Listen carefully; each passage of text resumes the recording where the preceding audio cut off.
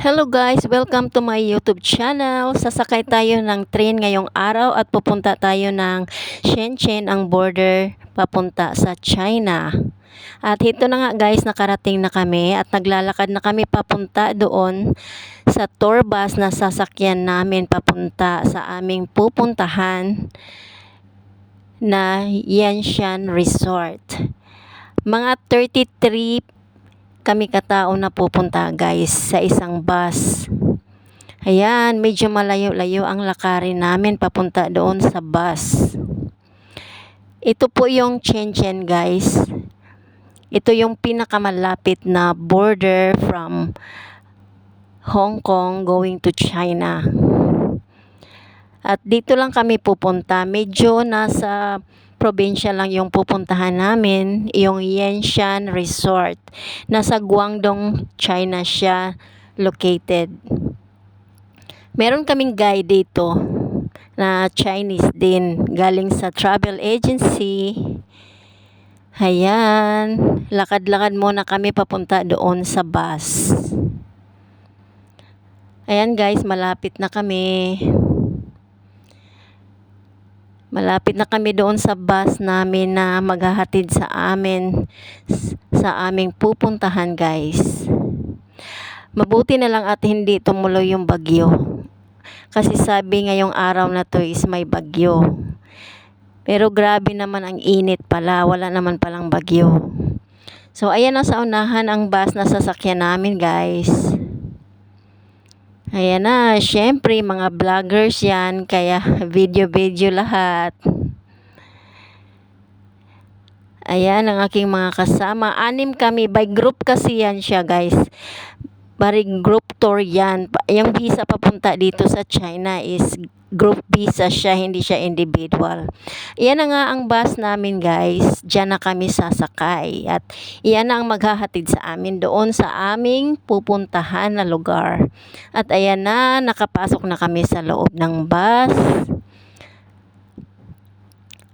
Upo na kami dyan guys. At makinig muna kami sa aming tour guide.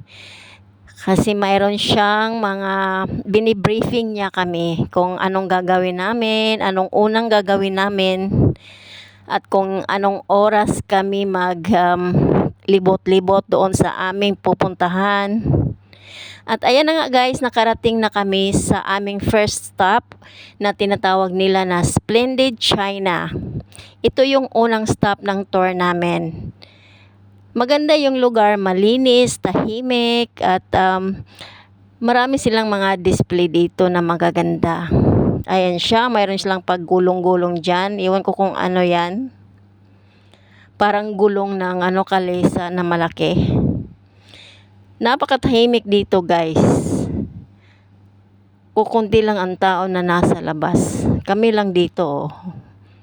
Lahat kami yan sa isang bus yan. Ayan siya, may nakalagay dyan na Splendid China. At yan yung mga bike na service nila dito pag umaalis sila.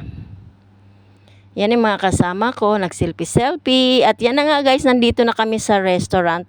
Bago kami pupunta doon sa Yanshan, kakain muna kami.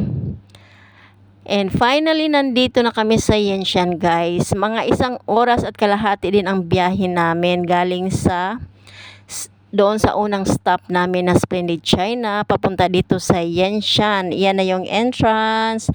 At pumapasok na kami guys. Naglalakad na kami papunta doon sa aming guide.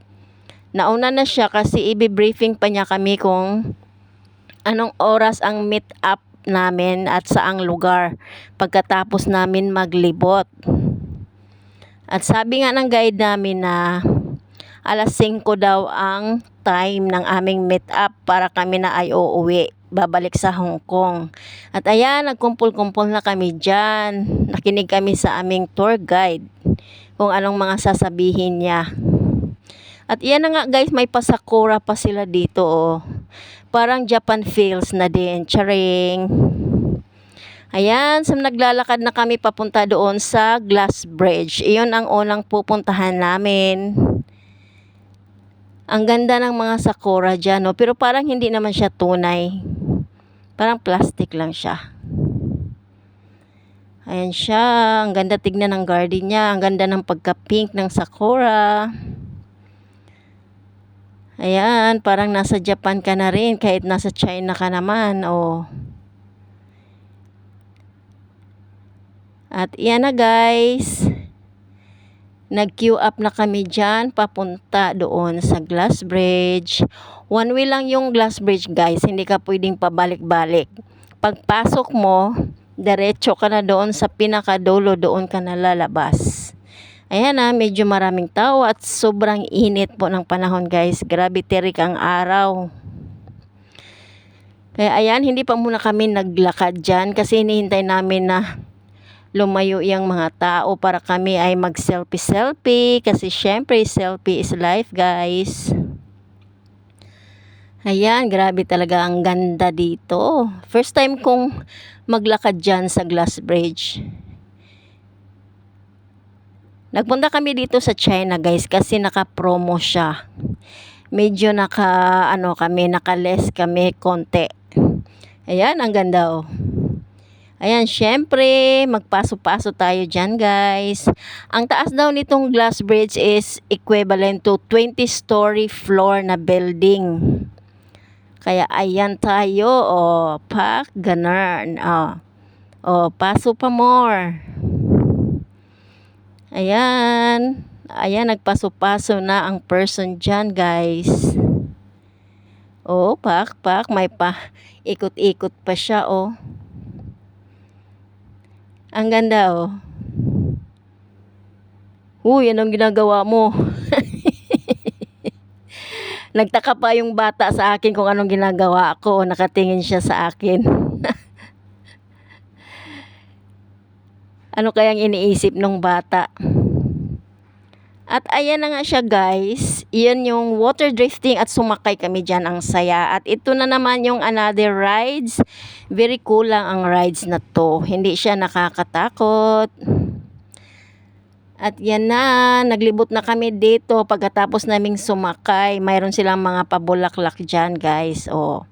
Syempre hindi mawala ang selfie-selfie dyan.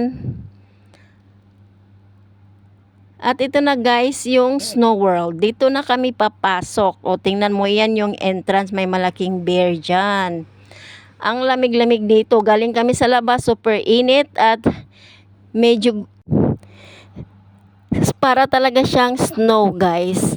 Lahat yan ng lugar na yan is yellow. Para kang nasa World of Frozen. Ayan, ang saya-saya lang, 'di ba? Oh. Ang lamig pa na frozen yung kamay ko guys. At nagpa-slide-slide din kami dito. Yung gulong na nag-slide dyan sa ice. So, yun lang guys. Thank you so much. Please like, comment, and subscribe. Thank you for watching.